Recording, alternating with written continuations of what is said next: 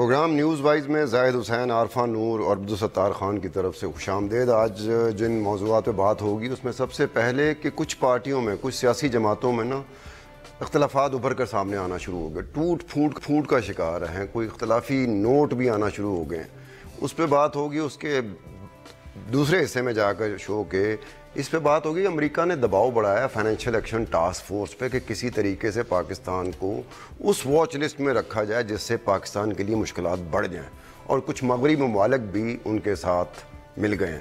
پاکستان کی طرف سے کوشش ہے کسی طریقے سے اس صورتحال سے اپنے آپ کو بچایا جا سکے۔ پروگرام کے آخری حصے میں بات ہوگی کہ آرٹیکل 62(1)(f) پہ فیصلہ ریزرو کر دیا گیا ہے کہ کیا مدت کا جو تعین ہونا تھا نااہلی کے حوالے سے، اس پہ فیصلہ ریزرو ہو گیا ہے، بات ہوگی۔ پہلے ہم اپنی ٹاپ سٹوری کی طرف چلتے ہیں۔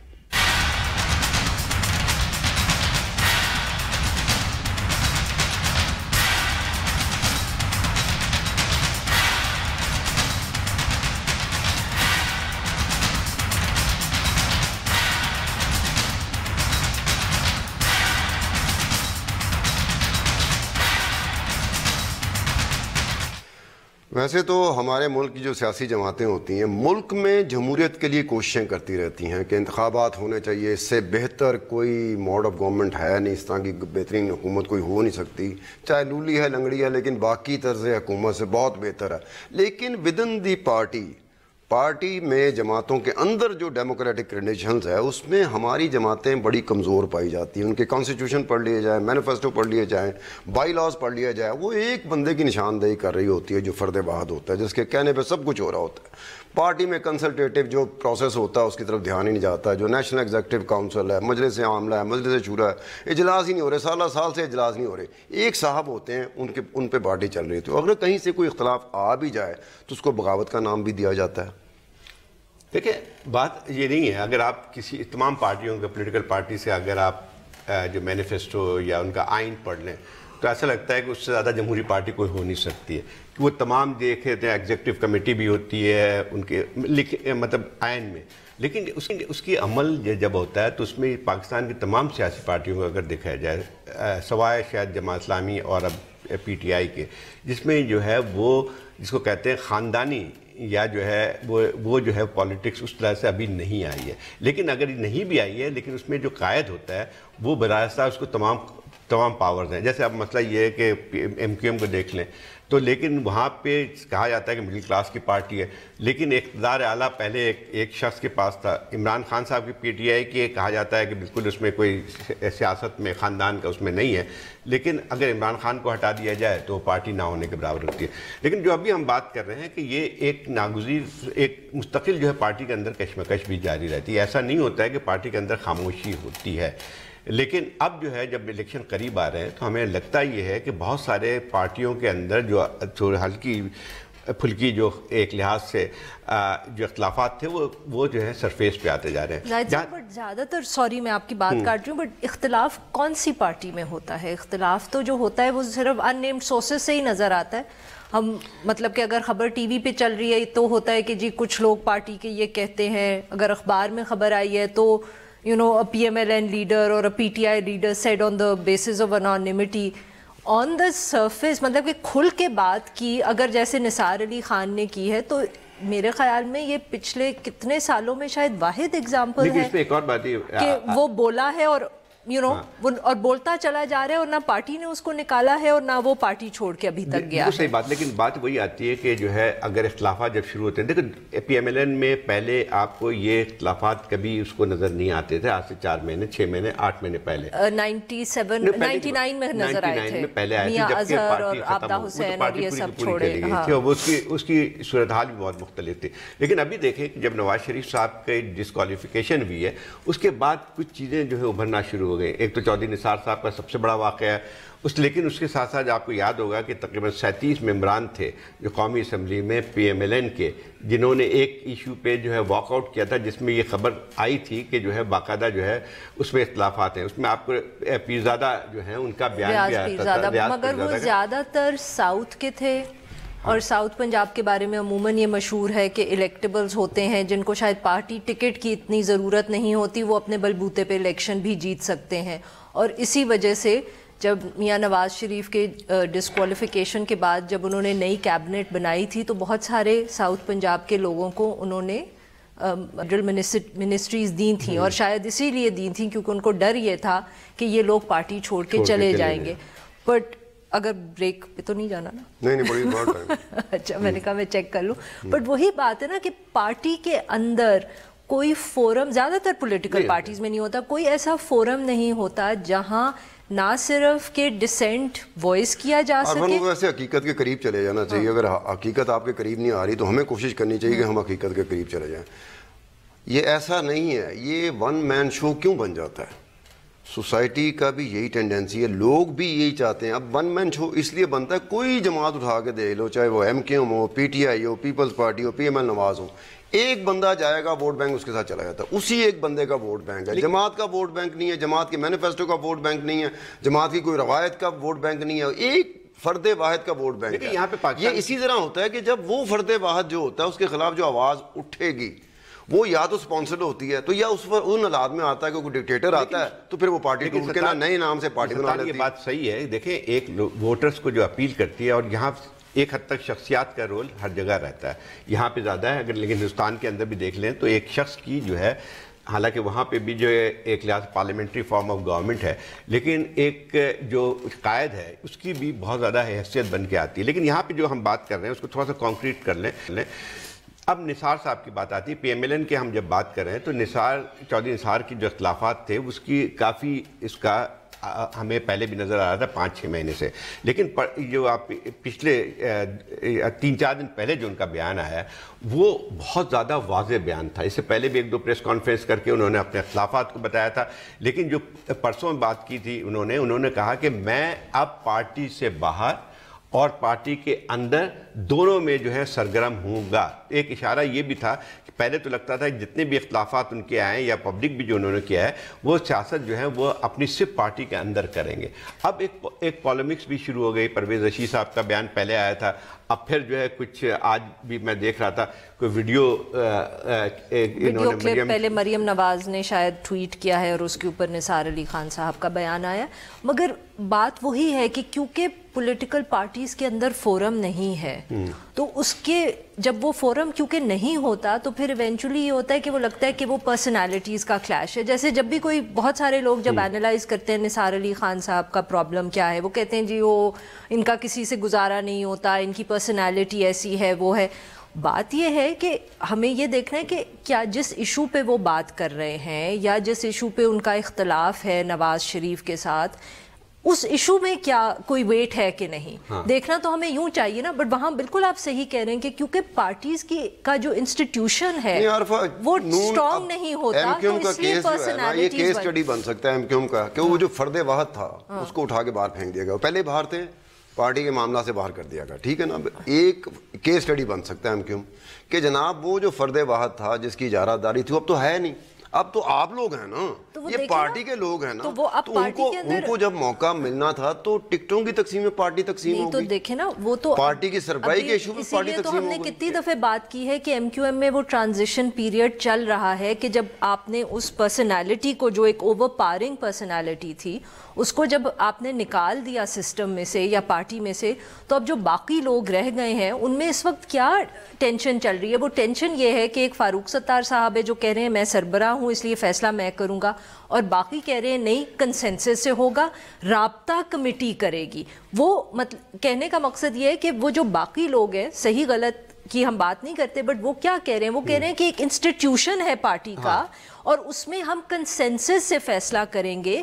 یہ نہیں ہو سکتا کہ ایک آدمی پہلے تو تھا ہی اور ہم خاموشی سے اس کا مطلب ہے کہ بہرحال اس پارٹی پہ ابھی بھی الطاف حسین صاحب کی چھاپ اس طرح سے چل رہی ہے کہ فاروق ستار صاحب نے بھی وہی کوشش کی کہ کسی طریقے سے فرد واحد کا کوئی وہ کر لے، لیکن وہ کامیاب نہیں ہو سکے کیونکہ الطاف حسین نہیں تھے. وہ الطاف حسین کی کوشش نہیں نا. ہم تو اس کو پھر اس طرح دیکھیں گے نا کہ وہ ایک ہماری پالیٹکس میں ایک مسئلہ ہے اور اس مسئلے وہ مسئلہ یہ ہے کہ کوئی جو بھی پاور میں آتا ہے کسی بھی جگہ پہ وہ سمجھتا ہے کہ بس اب میری مرضی چلے گی. لیکن اس میں ایک اور بات بھی عارفہ دیکھیں، اس میں یہی جو اس میں نظر آتا ہے کہ آپ جو ایک قداور شخصیت بن جاتی ہے، چاہے وہ خاندان کے بل بوتے پہ ہو، لیکن ایک کرزمہ بن جاتا ہے. تو اختلافات اگر ہوتے بھی ہیں تو اس کے نیچے دبے رہتے ہیں، کیونکہ ووٹ بھی وہی لے گا بندہ اور وہی کرے. جیسے ایک مثال ہے، الطاف حسین کے زمانے میں یہ نہیں تھا کہ اختلاف ہو رہے تھے، اختلافات تھے، لیکن جس طرح سے ان کو دبا دیا جاتا تھا یا جس طرح سے علیحدہ ہو جاتا. آپ کو یاد ہے وہ ایک وکی لیکس کی کیبل ہے 2007 کی، جس کے اندر فاروق ستار نے بات کی ہے امریکن آفیشلز نے. انہوں نے کہا ہے کہ جو مئی 2007 میں کراچی میں ہوا تھا، ہمارے پاس تو کوئی ڈیسیجن میکنگ پاور ہی نہیں تھا، ہمارے پاس تو آرڈرز آئے تھے، تو وہ بھی تو اختلاف ہی ہے. اٹس جسٹ کہ وہ پبلکلی کہہ نہیں سکتے تھے. آپ اسی کو دیکھ لیں تھوڑا سا، کہ نواز شریف صاحب جو کہ ایک لگتا ہے یہ کہ پارٹی نواز شریف صاحب ہیں، یہ تو بالکل طے بات ہے. وہ چاہے 50 چیزیں آپ پہ کہیں کہ شہباز شریف صاحب بھی ہیں، فلانا بھی، حالانکہ ان کے خاندان میں سے ہی ہیں، یا چودھری نثار کی فار ایگزامپل. یہ اصل بات یہ کہ آپ تھوڑی دیر کے لیے آپ یہ سوچیں کہ نواز شریف صاحب جو ہیں اس سے ہٹ گئے، مطلب جو سیاست سے ہٹا دیے گئے یا ہٹ گئے، اس کے بعد پارٹی کیسے برقرار رہتی ہے وہ بھی ہے. یہ نتیجہ یہی ہوتا ہے کہ جہاں پہ ایک شخصی وہ چیز بن کے آتی ہے، جب پارٹی میں پھر اس کو ڈیموکریٹک کرنا بہت مشکل کام ہو جاتا ہے. جب ہم نے 99 میں دیکھا تھا، 2001 میں جب نواز شریف صاحب یہاں سے چلے گئے تھے، تو پوری کی پوری پارٹی سمٹ کے جو ہے وہ، بٹ اس میں بھی تھوڑا سا صرف یہ کہ وہ جو اختلافات تھے اس وقت کی پی ایم ایل این میں، وہ ملٹری کو سے تھوڑا پہلے شروع ہو گئے تھے. میاں اظہر، عابدہ حسین، فخر امام، اس طرح کے اور لوگ تھے جو ذرا تھوڑا سا مطلب کہ یہ ڈسٹنس انہوں نے اپنے آپ کو کر لیا تھا یا ان کو دور کر دیا گیا تھا. وہ تو یہ ہے کہ اس کے بعد کو ہو گیا تو ان سب کو موقع مل گیا اور یہ سب الگ ہو گئے، ان کو ایک دوسرا آپشن مل گیا. جو اس وقت کی آپ بات کر رہے ہیں، اس کے بعد جب مارشل لگ گیا، پرویز مشرف صاحب آ گئے، تو ان کو سیاسی بیساکھیوں کی ضرورت تھی.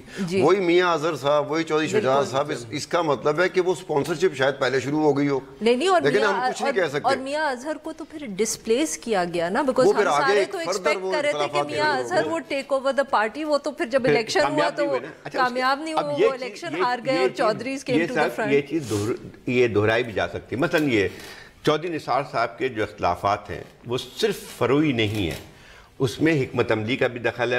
وہ سمجھتے ہیں کہ کنفرنٹیشن نہیں لینا چاہیے میاں صاحب کو. ان کو وہ سمجھتے ہیں کہ جو اسٹیبلشمنٹ ہے اس کے ساتھ اگر آپ جاری رکھیں گے اس قسم کنفرنٹیشن تو پارٹی کے لیے نقصان ہوگا.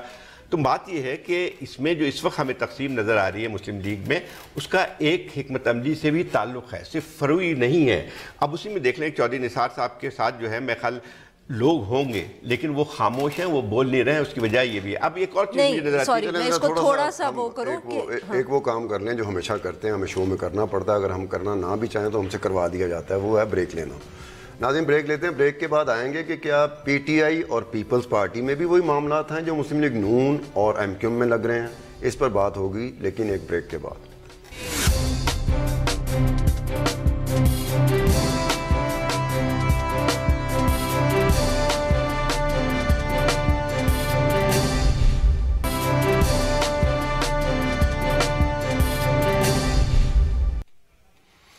ویلکم بیک ٹو دی شو. ویسے کیا کہا جاتا ہے خوش قسمت جماعتیں ہوتی ہیں جن کے درمیان، جن کے اندر اختلافات زندگی کی علامت ہوتی ہے. اور پی ایم ایل نواز اس معاملے میں خوش قسمت ہے، ایم کیو ایم اس معاملے میں خوش قسمت، زیادہ خوش قسمت ہو گئی. پی ٹی آئی کی بھی معاملہ ہے. لیکن مجھے بات آ رہی ہے میرے ذہن میں کہ پیپلز پارٹی میرے خیال میں اب اتنی خوش قسمت جماعت نہیں رہی کہ وہاں کوئی اختلافات اس طرح سے ابھر کے سامنے آئیں. اور لوگ کہتے ہیں کہ اگر اس جماعت میں اگر کوئی اختلاف کی گنجائش رہ گئی ہے وہ صرف اور صرف آصف علی زرداری اور بلاول بھٹو کے درمیان رہے گی. اگر پارٹی کو دوبارہ زندہ کرنا ہے تو ان دو شخصیات کے درمیان اختلافات ہونے پڑیں گے اور ان اختلافات کو باہر آنا پڑے گا. یہ لوگوں کا خیال ہے کہ اگر آپ نے اس پارٹی کو دوبارہ زندہ کرنا ہے، یہ میرے خیال میں لوگوں کی خواہشات زیادہ ہیں، یہ میں ودن دی پارٹی کے اندر تو کوئی یہ ہو نہیں سکتا، الگ بات ہے. لیکن میں یہ کہہ رہا ہوں کہ کچھ لوگوں کا، پیپل پارٹی والوں کا کہنا یہ ہے کہ یہ ایک اختلاف ایسا اختلاف ہے. اس میں یہ ایک اچھا ایگزامپل اس طرح، کیونکہ ہم بھول جاتے ہیں کہ بی بی ایک بہت زبردست پالیٹیشین تھی، پر ان کا جو ایڈوانٹیج تھا وہ ان کا ڈس ایڈوانٹیج بھی تھا. اور وہ یہ تھا کہ she took over the party when her father had died. تو ان کا جو بھی تھوڑا بہت اختلاف تھا وہ ان کے سو کالڈ انکلز کے ساتھ تھا. اور جب وہ پارٹی سے نکل گئے which is the only way بغیر وہ قیادت نہیں سنبھال سکتے تھے. ہاں بٹ آپ یہ نوٹ کریں نا کہ ہمارے ہاں ٹریڈیشن کیا ہے کہ اختلاف کا مطلب یہ ہوتا ہے کہ ایونچولی کسی کو پارٹی چھوڑ کے چلے جانا پڑتا ہے. ہم اگر ڈیموکریٹک انسٹیٹیوشنز ہوتے تو اختلاف کا کوئی طریقہ ہوتا کہ وہ پارٹی میں ریزالو ہوں. اور یہاں ایک ایگزامپل, جتنی بھی لمیٹڈ ڈیموکریسی ہے اور کافی مطلب کہ کویسچنیبل ڈیموکریسی ہے, جماعت کا ایگزامپل بہت ضروری ہے کیونکہ جماعت ایک واحد پارٹی ہے جس کا کبھی کوئی اسپلنٹر فیکشن ایز سچ نہیں ہوا. آئی تھنک فاروق مودودی نے بنانے کی کوشش کی تھی اور وہ نہیں بنا. 2 دفعہ ٹوٹ چکی ہے. ایک تو وہ 50s کے اندر جس میں اختلاف ہوا تھا کہ الیکشن میں حصہ لینا چاہیے لینا چاہیے. وہ تو اس وقت ٹوٹی نا. اس کے بعد 90s میں بھی ایک اور اسپلٹ ہوئی تھی جس کا ایک حصہ ٹوٹ کے چلا گیا. جماعت اسلامی کے نام سے نہیں تھی, وہ دو ایک اور وہ ایکسٹریمسٹ فیکشن تھا. بٹ ویسے کہہ رہی ہوں کہ کبھی یہ نہیں ہوا کہ آپ نے کہا کہ جی یہ جماعت اسلامی ہے. لیکن اس میں ایک اور بات بھی, اس کی وجہ بھی ہے. دیکھیں جماعت اسلامی کا جو اسٹرکچر ہے نا, وہ اس میں ایک چیز جو ہوتی ہے کہ بہت ہی کلوز ہے. اور اس میں آخر میں جو اس میں ڈیموکریسی صرف اس حد تک ہے کہ جو اراکین ووٹ ڈالتے ہیں اپنے امیر کے لیے, ٹھیک ہے, اس حد تک تو آپ کہہ سکتے ہیں جمہوریت ہوتی ہے. لیکن اس کے بعد جب آپ امیر بن جاتے ہیں تو امیر کی اطاعت کرنا سب پہ لازم ہوتی ہے. یہ بھی ایک مسئلہ بن جاتا ہے. اس کے اندر ایٹ لیسٹ یہ تو ہے نا زاہد صاحب کہ اگر آپ کو کوئی پسند نہیں ہے تو الیکشن تو ہوتا رہتا ہے. ریسرچ بھی ہوئی ہے جماعت اسلامی کو, بہرحال ایسی ریسرچ بھی ہوئی ہے کہ جماعت ڈیموکریسی ودن دی پارٹی اس میں الیکشن ہے, یہ جماعت اسلامی کو باقاعدہ میں ریسرچ پڑھ رہا تھا, اس میں 56% جو ہے نا سکور کارڈ تھا جماعت اسلامی کا. نمبر 2 پہ تھی یہ پاکستان نیشنل پارٹی آپ کی جو 46% تھی. نمبر 3 پہ تھی پی ٹی آئی جو 44% تھی.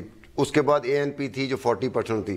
جو سب سے آخر میں جماعت تھی نا وہ پی پی پی تھی. نہیں وہ مسلم لیگ نون تھی, بالکل 31%. دیکھیں نا اس میں ایک کہتے ہیں, وہ یہ کہتے ہیں کہ جناب وہ جو ہے نا ریگولر ایک انٹرول کے ساتھ وہاں الیکشن ہوتے ہیں اور پارٹی لیڈرشپ بدلتی رہتی ہے. اور پھر جو کنسلٹیٹو باڈیز ہیں نا, چاہے مجلس عاملہ و مجلس, اس کے ریگولر سیشنز ہوتے ہیں اور ڈائناسٹک جو لیڈرشپ ہے اس کو ڈسکریج کرتے ہیں. جو پاکستان نیشنل پارٹی جو تھی نا, اس میں ڈیسنٹنگ کا سب سے top score Pakistan national party. بالکل صحیح کہہ رہے ہیں. لیکن پیپلز پارٹی کا ایک اور بھی جو مزاج رہا ہے جس میں ہم بات کرتے ہیں, اس وقت تو پنجاب میں نہ ہونے کا ایک مرحوم پارٹی ہو گئی ہے, لیکن اس میں ایک جو اچھی بات تھی کہ وہاں پہ بحث مباحثہ تو اس کے باوجود بھی ہوتا ہے. یعنی ایسی بات نہیں ہے جو پی ایم ایل این کی طرح نہیں ہے وہاں پہ کہ بالکل ہی ہوتی ہے. بے نظیر صاحبہ کے زمانے میں بھی کچھ ایسی چیزیں میں نے بھی خود دیکھی تھی کہ باقاعدہ چیزوں کو بحث مباحثہ ہوا. اور اس میں جو ایک مثال تھوڑی سی میں بتا دوں تاکہ اس کو اندازہ ہو جاتا ہے. جب یہ غلام اسحاق خان نے نواز شریف صاحب کی گورنمنٹ پہلی گرائی تھی تو اس کے بعد جو ہے یہ ان کو دعوت دی گئی تھی پیپلز پارٹی کو بھی شامل ہونے کی. جب مزاری ناٹ شہباز مزاری, بلخ شیر مزاری جب پرائم منسٹر بنایا تھا انٹرم گورنمنٹ کا, تو مجھے یاد ہے کہ یہ 8-9 لوگوں کی پارٹی کی میٹنگ بلائی تھی اور اس میں میں ملنے گیا تھا تو وہاں پہ انہوں نے کہا تم بیٹھے رہو. تو میں دیکھا تھا اس میں تقریباً 10 لوگ تھے, سارے ٹاپ پارٹی کے لیڈرز تھے ان کے, اینڈ اس میں بے تحاشا ڈیبیٹ ہوئی. یہ بالکل میں نے کسی شخص کو نہیں دیکھا خاموش بیٹھا. ابھی بھی اعتزاز ایسے نے کہیں ایک دفعہ سپیچ میں کہا نہیں تھا کہ انڈے جب بھی پارٹی پاور سے باہر آ جاتی ہے تو رضا ربانی اور میں انڈے کھانے کے لیے آ جاتے ہیں, اور something to this effect. نہیں, ذوالفقار علی بھٹو دور میں ہوتا تھا کہ شیخ رشید صاحب جو تھے وائس چیئرمین تھے پارٹی کے, وہ جب ناراض ہو کے گھر چلے جاتے تھے نا تو بھٹو صاحب کی بات نہیں مانتے تھے. پھر بھٹو صاحب بیگم نصرت بھٹو کو بھیجتے تھے کہ اس کو منا کے لاؤ, جس کو بابا سوشلزم کہا جاتا ہے. یہ والا شیخ رشید نہیں, والے وہ شیخ رشید. لوگ یا باور کراتے رہے لوگ ان کو نہ سمجھتے, ان کو نصرت بھٹو منانے جاتی شیخ رشید صاحب کریڈٹ نہ لے لیں کہ مجھے منانے کے لیے نہیں. بٹ آپ دیکھیں اس کے ساتھ جو وہی کہ اگر پارٹی میں ڈیموکریسی ہو نا تو اس کے ساتھ جو دوسری ایک چیز آتی ہے, ڈسینٹ کی صرف بات نہیں ہے, اکاؤنٹیبلٹی کی بات ہے. کہیں اور آپ بتائیں, اگین آپ کہیں گے کہ کیوں آپ ویسٹ کا ایگزامپل لے رہی ہے, مگر میں لوں گی کہ جب ویسٹرن ڈیموکریسی میں اگر کوئی بری طرح الیکشن ہارے لیڈر تو اس کی اکاؤنٹیبلٹی ہوتی ہے. سب سے پہلے پارٹی والے کہتے ہیں اب تم کیوں what gives you the right کہ آپ اگلی دفعہ آپ پارٹی لیڈ کریں. یا اگر صرف پی پی پی کی بات نہیں ہے, 2014 کا جو دھرنا تھا, عمران خان سے کبھی کسی نے پوچھا کہ بھائی یہ جو تم نے ہمیں لے کے گئے تھے اور کنٹینر پہ کھڑا کیا تھا, اس کے بعد साल बर्बाद किया तो उसमें से कुछ नहीं निकला। चर्चिल को घर भेज दिया था। हाँ, so you know war time के आप प्राइम मिनिस्टर पीस टाइम के नहीं है। यही कि अगर वो फोरम हो जिस पे डिसेंट हो, उसके बाद इलेक्शंस हो, तो उस लीडर को भी तो थोड़ा फिक्र होगा ना। लेकिन आसिफ जरदारी साहब को 2013 के इलेक्शन के बाद भी वो समझते हैं कि उनकी क़यादत सबसे आला है। एग्जैक्टली। और ये सिर्फ हमारा मसला नहीं है, Congress is the same. Election पे इलेक्शन हारी चला जा रहा है, वो उन्होंने कांग्रेस का उसको कहते हैं मैं टेन्योर कंप्लीट करने वाला पहला पीपल्स पार्टी का सदर हूं। मैं एक ब्रेक लेनी पड़ रही है। ब्रेक के बाद हम बात करेंगे कि अमेरिका की तरफ से एक कोशिश की जा रही है किसी तरीके से पाकिस्तान मुश्किलात में घिर जाए एक मरतबा फिर। वो किस तरह की कोशिश है, इस पर बात करेंगे ब्रेक के बाद।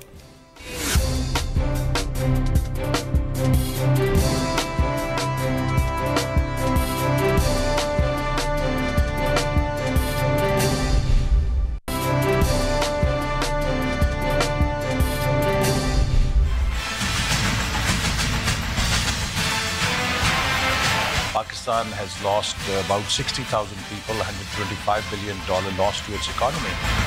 Pakistan is not fighting this war for US aid. We are fighting this war for our own people.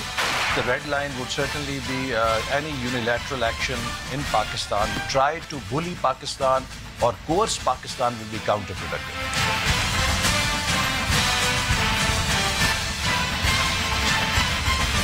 Welcome back to the show. Financial action task force, बुनियादी तौर पे 2-3 काम होते हैं कि जी मनी लॉन्ड्रिंग और टेररिस्ट फाइनेंसिंग, या वो फाइनेंसिंग टेररिस्ट फाइनेंसिंग जिससे आप मैस स्केल डिस्ट्रक्शन के वेपन खरीद सकें। और इनकी बुनियादी तौर पर इंटर गवर्नमेंटल बॉडी है, इसकी रिकमेंडेशन चलती हैं, रिकमेंडेशन 1, 2, 3, 4 जितनी भी होती हैं। अब ये कैसे, इसका क्या मैकेनिज्म क्या होता है कि अगर किसी मुल्क को शिकायत है कि जनाब ये साहब जो है ना ये टेररिस्ट फाइनेंसिंग में है, तो ये जो साहब है जिन्होंने इनके बारे में शिकायत की है, कम अज़ कम ऐसा मैकेनिज्म तो होगा कि मैं उसको सबूत के साथ कोई चीज़ तो दूंगा ताकि मेरा केस मजबूत हो सके और जिस इदारे की ज़रिए मैं दरख्वास्त कर रहा हूँ उसके लिए आसानी हो सके कि जी हम इसको ये वॉच लिस्ट में डाल सकते हैं। देखिए ये सत्तार, इसमें एक ये है कि यूनाइटेड नेशन ने 2011 के बाद जो है इसमें ये क्या था कि जो इस दहशतगर्द तंजीमें या उनको जो कि इस क्राइटेरियन में आते हैं तो उस पर हर मुल्क में लाजिम होती है कि उसकी तमाम चीज़ों जैसे मतलब उसके फाइनेंसेस पे और उसकी तमाम एक्टिविटीज़ को जो है उस पर कंप्लाई करें जो उनकी यूनाइटेड नेशंस की है। पाकिस्तान पे यही बात थी कि पाकिस्तान ने बहुत सारी तंजीमों को पाबंदी तो ज़रूर लगाई थी, लेकिन ऐसी तंजीमें भी मौजूद थी जिसको यूएन ने तो आपको टेररिस्ट ऑर्गेनाइजेशन करार दे दिया था, लेकिन हमने उसको उस तरह से उस लिस्ट में नहीं लाए थे। मतलब जमात उद दावा का था, या उसके बाद जो है फलाह इंसानियत जो आ गई। जमात उद दावा को हमने रखा था एक ज़माने में वॉच लिस्ट पे, टेररिस्ट वॉच में, लेकिन अदालत के फैसले के बाद से जो है उसको बहाल करना पड़ा था। फिर भी अब उसको ख़त्म करके फलाह इंसानियत बन गई थी। तो ये तमाम चीज़ें जो है वो क्या कहते हैं एक लिहाज से जो है इसी ऑर्गेनाइजेशन तहत इस पे एक हद तक मॉनिटरिंग होती थी। इसमें सिलसिला जो अभी जो है वो इसलिए ज़्यादा सीरियस बन के आती है कि ये देखें 2012 से लेके 2015 तक इसी के तहत पाकिस्तान जो था वो वॉच लिस्ट में था। उसके बाद वॉच लिस्ट से आपको हटाया गया जब आपने कुछ इक़दाम किए थे 2015 के और बाद। वो इक़दाम शायद ये थे कि मनी लॉन्ड्रिंग के ऑफेंस को हमने ATA में डाला था, और उसी ज़माने में ये 2015 की बात है कि नहीं 15 की, 15 की बिगिनिंग इट वाज वो ये 2014 में आई थिंक APS हुआ था, उसके फ़ौरन बाद ये स्टेप्स लिए गए थे और उस वक्त तो हमें ये बताया गया था कि ये नेशनल एक्शन प्लान का हिस्सा है। बट इट्स क्वाइट पॉसिबल कि वो इस ग्रे लिस्ट में हमारा नाम, जो ग्रे लिस्ट में नाम था पाकिस्तान का, वो निकाला गया था आफ्टर दी स्टेप्स। उसमें ये था कि मनी लॉन्ड्रिंग और ये टेररिस्ट फाइनेंसिंग को ATA के नीचे डाला था।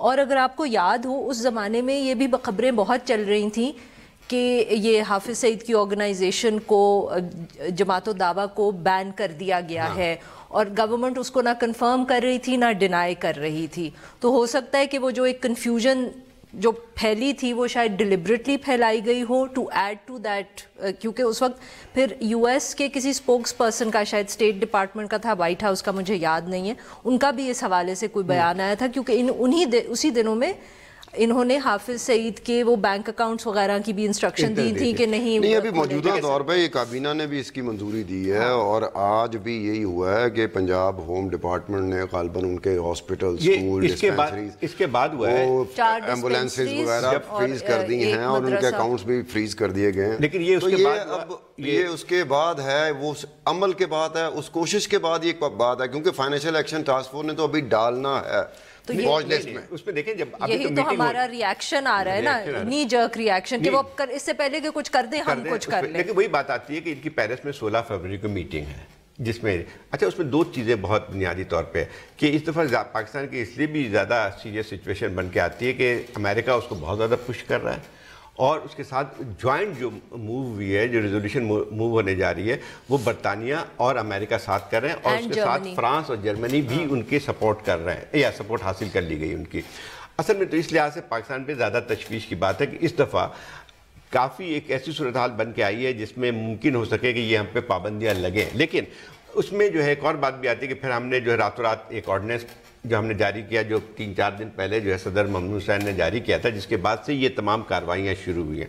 مسئلہ یہ کہ یہ بات صحیح ہے اپنی جگہ پہ کہ جو ہے ہم پہ دباؤ بہت زیادہ ہے، لیکن دباؤ جب پڑ رہا ہے تو ہمیں بہت ساری چیزیں جو کہ ہم لاسٹ مومنٹ پہ کرتے ہیں ہمیں پہلے کر لینی چاہیے تھی. اب مسئلہ یہ ہے کہ آپ کو 16 کو آپ کی میٹنگ ہونے جا رہی ہے، 12 کو یا 11 کو آپ جو ہے ایک آرڈیننس کرتے ہیں، اس کے بعد جو ہے کارروائی کرنا شروع کرتے ہیں.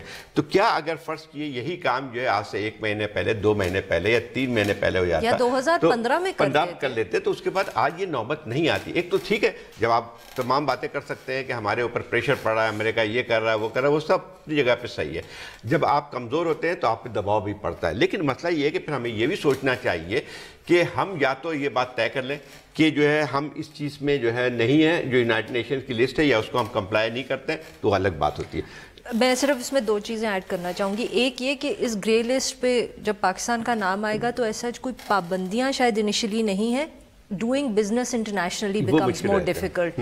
کاسٹ آف انشورنس جو ہے وہ بڑھ جاتی ہے، ایل سی کھلوانا مشکل ہو جاتا ہے. تو اس طرح کے وہ مطلب کہ آپ کے جو انٹرنیشنل ٹریڈ ہے وہ اس کے لیے پرابلم ہوگا. دوسرا یہی بات جو زاہد صاحب کر رہے ہیں کہ اس طرح کی سچویشن میں مسئلہ کیا ہے. مسئلہ یہ ہے کہ ہماری جو پالیسی ہے اس میں کوئی کلیئرٹی نہیں ہے کہ ہم یہ کیوں کریں. جیسے ایک اگر بہت میں بزار پیرالل ڈرا کرنا لگوں گی، so forgive me for that, nuclear weapons ہیں، بہت انٹرنیشنل پریشر ہوتا ہے، بٹ ہمیں یہ تو پتہ ہے نا کہ ہماری ریاست کی کیا پالیسی، اور وہ پالیسی یہ ہے کہ ہم نے نیوکلیئر ویپن کی جو ہماری وہ پاور ہے، we are not going to give that up. Sanctions لگے، پریشر آئے، ہم کچھ نہیں کریں گے. ادھر ہم کہتے کچھ ہیں، پھر ہم 2-3 سٹیپس لیتے ہیں، پھر اور پریشر آتا ہے، پھر ہم کچھ کرتے. مطلب کہ کہنے کی بات ہے کہ ہم مانتے ہیں کہ ہاں اس ملیٹنسی کے پرابلم کو ہم نے ختم کرنا ہے، اور پھر ہم کچھ میجرز لیتے ہیں. تو پھر اب اس کو یا تو آپ خود ہی کر لیں سارا کچھ. اب جیسے why wait till the international community جب اب جیسے یہ کہ یہ آرڈیننس کے بعد آپ نے دیکھا کہ کل رات سے جیسے ابھی آپ بتا رہے تھے کہ وہ فلانا اس کو سیز کر لیا یا فلانا چیزوں پہ کر لیا. بات یہ ہے کہ پھر جو ایمبیگوٹی تھی آپ کی لسٹ میں اور یونائٹڈ نیشن کی لسٹ میں تھی، اس کو آپ نے دور کیا. پہلے کیوں نہیں کیا؟ مسئلہ یہ آتا ہے اگر فرض کی یا تو آپ یہ کہیں کہ بھائی کہ ہماری پالیسی صحیح تھی، ہم اس کو نہیں کرتے ہیں، یو ٹیک اے اسٹینڈ دین. اچھا ایک اور چیز بھی آتی ہے جو ہم یہ صحیح یہ رونا کافی روتے رہتے ہیں کہ امریکہ یہ کر رہا ہے ہمارے ساتھ. بات صحیح ہے کہ امریکہ جو ہے وہ پریشر زیادہ ڈال رہا ہے. ہو سکتا ہے اگر حالات کچھ بہتر ہوتے یا ہمارے تعلقات امریکہ سے بہتر ہوتے یا یہ تناؤ نہیں ہوتا تو ہو سکتا ہے کہ بعض چیزیں وہ اگنور کر دیتے. لیکن اب یہ ہے کہ جو ہم پہ دباؤ ہے اس لیے بھی بڑھ رہا ہے کہ امریکہ کے اندر جو پالیسی ہے اس کی میں بھی ایک لحاظ سے شدت آئی ہے، اس میں بھی دباؤ بڑھ رہا ہے، تو اس کے اثرات جو ہیں پورے پڑ رہے ہیں. اور ساتھ میں یہ بھی تو چیز ہے کہ ہم ہمیشہ امریکہ یا انڈیا کو دیکھتے ہیں حافظ سعید کے اگزامپل میں اور جماعت الدعویٰ کے اگزامپل میں، کیونکہ آبویسلی یہ القاعدہ کی طرح یا حقانی کی طرح اس کا سوائے انڈیا سے اور کوئی وہ ایشو نہیں ہے. مگر اگر جرمنی اور فرانس اور یو کے سپورٹ کر رہے ہیں اس موو کو FATF میں، تو اس کا کیا مطلب ہے؟ اس کا مطلب ہے کہ ایک لارجر ویسٹرن کنسنسس بن رہا ہے کہ یہ لوگ جو ہیں they are a threat not just to India but to the rest of the world. تو اب یا تو ہم صرف رونا روئیں اس کا اور کہیں کہ بس یہ ہمارے ساتھ جاتی کر رہے ہیں، تو یا ہم پہلے ہی فیصلہ کر لیں کہ یہ ہمارے لیے بھی مسئلہ ہے. اگر ہماری پالیسی صحیح رہتی ہے، جو صحیح بات ہے کہ ہندوستان کے اس پر لیوریج زیادہ ہے، بہت کچھ کر سکتا ہے انٹرنیشنلی بھی، لیکن ایک بات اس میں آتی ہے اگر ہماری پالیسی کلیئر ہوتی، وہی بات جو عارفہ جو پہلے کہی تھی، اگر بالکل صاف پالیسی، اگر ہم نے یہ اگر دنیا کنوینس ہوتی ہے کہ ہم بہت سنسیئر ہیں ہم ملیٹنسی کے اور جو ٹیررزم کے پر، تو اس کے بعد جو ہے چاہے کتنا بھی دباؤ پڑتا ہے اس کو ہم سہ سکتے ہیں اور اس پہ عمل نہیں ہو سکتا ہے. چھوٹی سی بریک لے لیں. ضرور لے لیں. آ جائیں ایک چھوٹی سی بریک لیتے ہیں. بریک کے بعد بات ہوگی 62(1)(f) پر کہ جس کا فیصلہ جب ہوا.